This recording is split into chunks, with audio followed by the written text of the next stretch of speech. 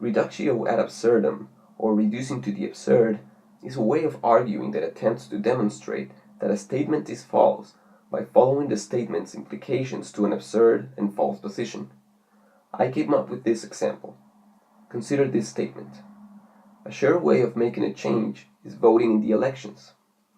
So let's follow the logical implications here. For that statement to be true, it would have to apply to everyone. There is no logical reason why it would apply to some and not to others. So if everyone wants to make a change, they should all vote. The more people vote, the less important each vote becomes, and the less chance of every single vote has of making a difference. That's just basic math. Thus, proving the statement, a sure way to make a change is voting in the elections, is false. Austrian economists have almost made a habit of reducing Keynesian mainstream economics to absurdity. For example, Bastiat's broken window argument, with which he demonstrates that not all spending enhances the economy. In a nutshell, he says that if a boy breaks a window, then the fact that the window owner will have to buy a new window does not result in economic growth, because even if it created an opportunity for the glazier to sell a window, it prevented a tailor from selling a suit that the window owner would have originally bought, in essence, reducing the economy. Let's quickly consider the two positions here. If a boy does not break the window, then we would have a good window in the house, a good window in the glazier's shelves, a suit, and the money that the tailor got for the suit. If the window is broken, then we would have a good window installed in the house, the money that the glazier got for the window, and a suit on the tailor's shelves. We can easily see which state of the economy is better here. This is a form of reductio ad absurdum directed to demonstrate that government spending that brings less value than private spending, or no value or even negative value to society, is not good for the economy, as opposed to what Keynesians say that sometimes the value that the spending brings in return is almost irrelevant, if not completely irrelevant. So, like I said, Austrian economists have had field day after field day reducing Keynesian mainstream economics statements to the absurd, to prove them wrong. But Nobel laureate economist Paul Krugman has been making that task very difficult, or even impossible these days. Some of the things he says these days are impossible to reduce to the absurd because they are already explicitly absurd.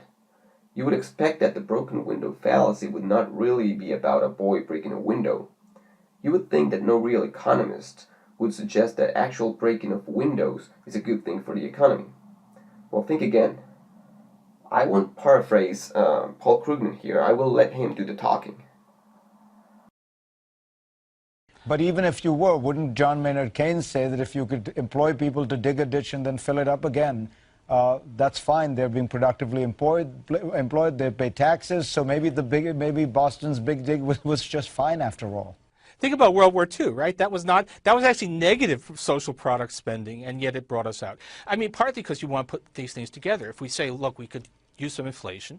Ken and I are both saying that, which is, of course, anathema to a lot of people in Washington, but is in fact what the basic logic says. It's very hard to get inflation in a depressed economy. But if you had a program of government spending plus an expansionary policy by the Fed, you could get that. So if you think about using all of these things together, you could accomplish, a great deal. I mean, if we discovered that space aliens were planning to attack, and we needed a massive buildup to counter the space alien threat, and really inflation and budget deficits took secondary place to that, this slump would be over in 18 months.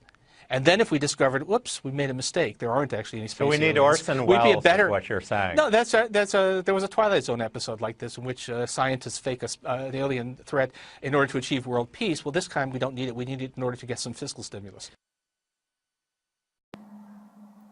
How do you reduce that to the absurd?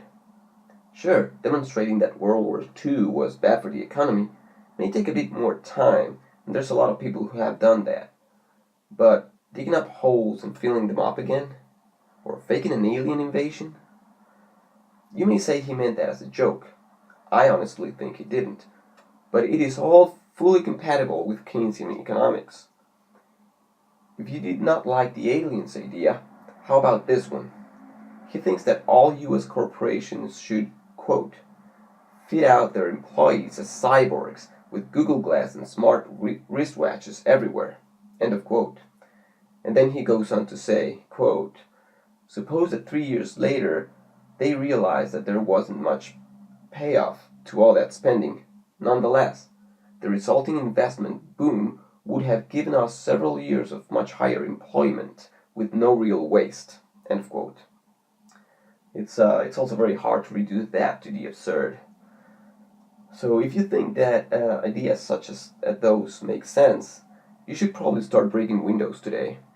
And here's a good idea, start with yours. Sounds like a good economic idea, doesn't it?